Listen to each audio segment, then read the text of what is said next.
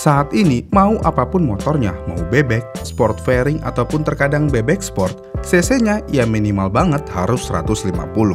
Kenapa? Ya karena kalau ada motor yang memiliki cc di bawah 150, ya nggak main lah. Kenapa bisa demikian? Ya karena di Indonesia sendiri, angka adalah segalanya. Mau dari harga, bahkan sampai cc-nya pun dijadikan bahan adu gengsi. Yang berarti semakin besar cc-nya akan semakin tinggi gengsinya. Nggak percaya? Ya lihat aja Honda PCX 160. Apa iya motor ini 160 cc? Ya karena secara kubikasi motor ini tidak memiliki cc yang mendekati 160 seperti 159,5 ataupun 159,0. Melainkan motor ini hanya memiliki cc di 156,9 cc. Namun kenapa menjadi 160? Apakah ini hanya gimmick marketing? Sebenarnya iya juga, tapi jika dilihat dari hukum matematika, Honda tidak melakukan gimmick yang berlebihan atau setidaknya berbohong. Karena Honda melakukan pembulatan desimal, yang mana pembulatan bilangan desimal konsepnya kayak gini nih. Apabila angka desimal bilangan yang dibulatkan kurang dari 5, contohnya seperti 0, 1, 2, dan 4, maka angka tersebut dibuang dan digantikan 0. Kemudian jika lebih dari atau sama dengan 5, maka angka satuan tersebut dinaikkan menjadi 1. Ya gitu sih kalau menurut hukum matematika. Tapi kan seharusnya jadi 157 cc nggak sih? Namun jika dibulatkan menjadi 157 jadi kocak banget. Bayangin Honda ngeluarin motor Honda PCX 157. Absurd banget kan? Tapi kalau dikebawahin angkanya gimana dong? Pilihan macam apa itu? Rugi dong. Ya rugi dong Hondanya, masa iya yang sebelumnya cuma 150 cc terus dijanjiin upgrade terus naiknya cuma 155 cc. Ya rugi dong. Dengan demikian kita jadi paham Honda selalu memberikan cc yang besar untuk menarik peminat pelanggannya. Dan Honda tidak salah melakukan hal ini karena mereka sadar dengan pasar Indonesia seperti apa. Kemudian selain motor matic, motor sport fairing pun juga menggunakan mesin yang memiliki cc minimal 150 cc. Kenapa?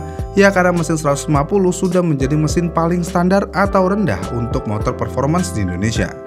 Namun hal ini cukup berbeda di luar negeri, khususnya Eropa nih.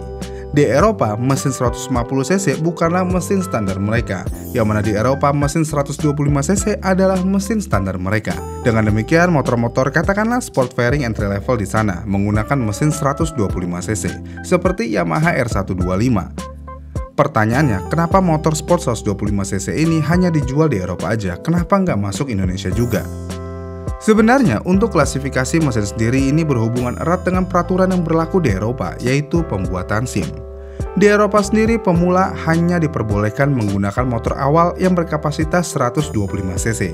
Jadi akan ada tahapan bagi para pengendara hingga nantinya dapat menggunakan moge berkapasitas 600 hingga di atas 1000 cc.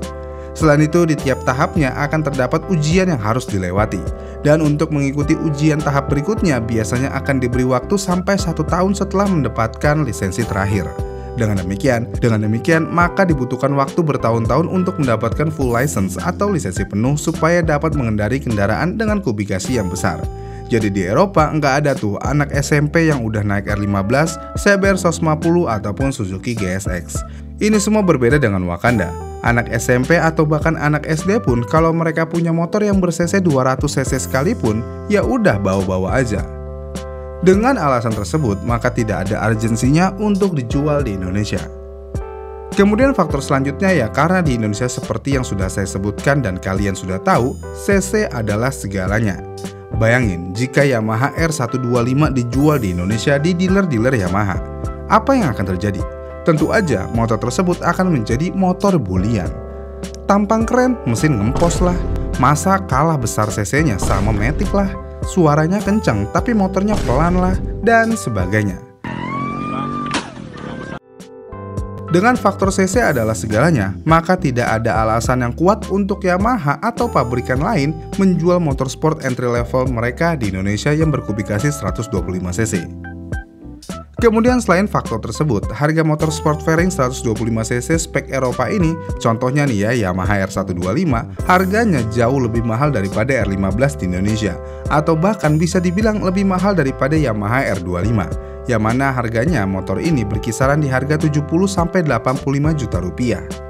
Kenapa bisa lebih mahal? Ya tentu aja karena spesifikasinya. Sebenarnya bisa aja Yamaha memproduksi motor Yamaha R125 dengan harga yang lebih terjangkau seperti di India. Tetapi fitur dan kualitasnya tentu tidak akan sebagus buatan Eropa. Ya, ini semua bukan hanya karena benua Eropa memiliki standar dan kualitas tinggi jika dibandingkan India atau Indonesia sekalipun. Tetapi kembali lagi ke masalah lisensi SIM.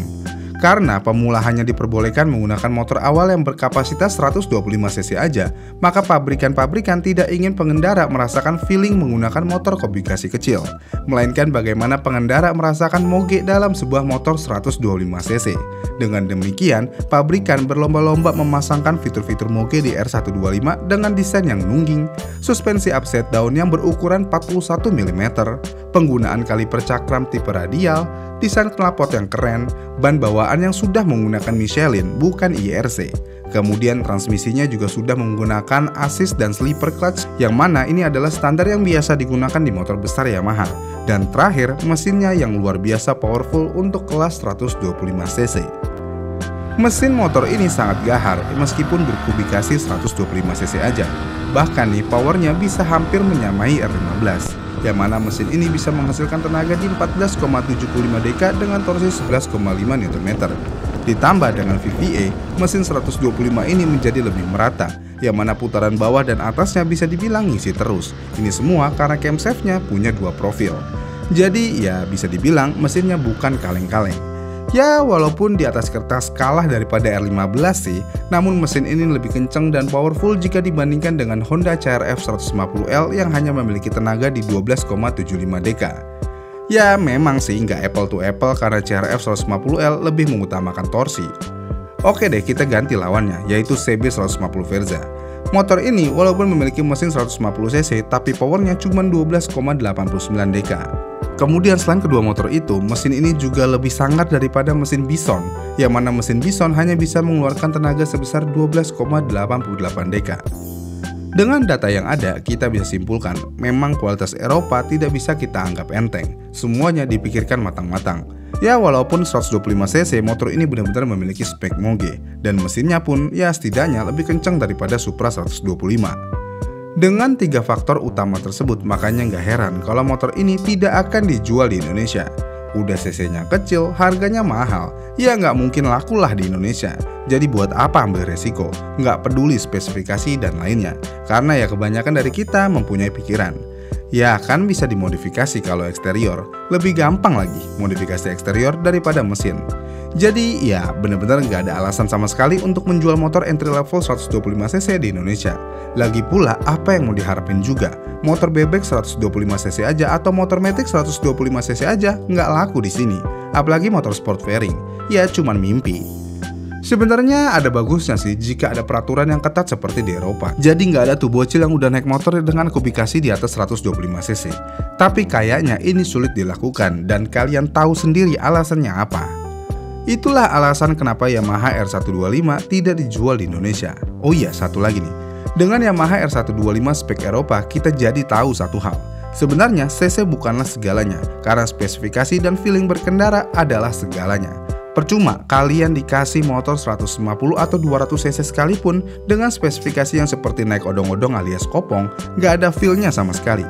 Jadi mending mana? CC besar kopong atau CC kecil tapi full spek? Komen di kolom komentar di bawah ya, dan sampai jumpa di video selanjutnya.